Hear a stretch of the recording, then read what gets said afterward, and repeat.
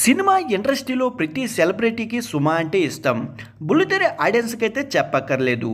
Suma show వస్తుందంటే చాలు కళ్ళప్పగించి చూడాల్సిందే. ఆమె వ్యాఖ్యాతగా అందరికీ దగ్గరైపోయారు. ఆమె జోకులు, ఆమె చెప్పే డైలాగులకి చిన్నపిల్లల నుంచి పెద్దవాళ్ళ వరకు అంతా ఫిదా అవ్వాల్సిందే. ఆమెకు కూడా స్టార్ హీరోలకు ఉన్న ఫ్యాన్స్ ఫాలోయింగే ఉంది. సోషల్ మీడియాలో సుమకి ఫాలో అవ్వని వారంటూ ఎవరూ ఉండరు. ఎప్పుడూ కాంట్రవర్సీకి దూరంగా ఉండే సుమ మొన్న ఈ మధ్య మీడియా వారితో స్నాక్స్ భోజనం అంటూ జోక్ వేసి అడ్డంగా బుక్ అయిపోయారు. ఇప్పుడు తాజాగా సుమ మరో వ్యవహారంలో ఇరుక్కున్నారు. సుమ చెప్పిన దానివల్లే సుమ యాడ్ చూసి మేము రాఖీ అవేర్నెస్ ప్రైవేట్ లిమిటెడ్ అనే వెంచర్లో ఫ్లాట్ కొన్నామని కోట్లు పెట్టి మోసపోయామంటూ కొంతమంది మీడియాకి ఎక్కారు.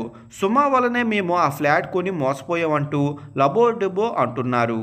ఆ వివాదంపై సుమ కూడా స్పందించారు. రాఖీ అవేర్నెస్ అనే సంస్థ తాను గతంలో అంటే 2016 నుంచి 2018 వరకు మాత్రమే ఒప్పుకున్నానని చెప్పారు. ప్రమోషన్స్ కోసం యాడ్ చేశానని, కానీ ఇప్పుడు ఆ సంస్థలో తనకు ఎలాంటి లావాదేవీలు కానీ సంబంధం కానీ లేదంటూ తనకు సంబంధించిన పాత యాడ్ వీడియోను వారు అక్రమంగా వినియోగించుకున్నారంటూ సుమ వివాదంపై క్లారిటీ ఇచ్చారు.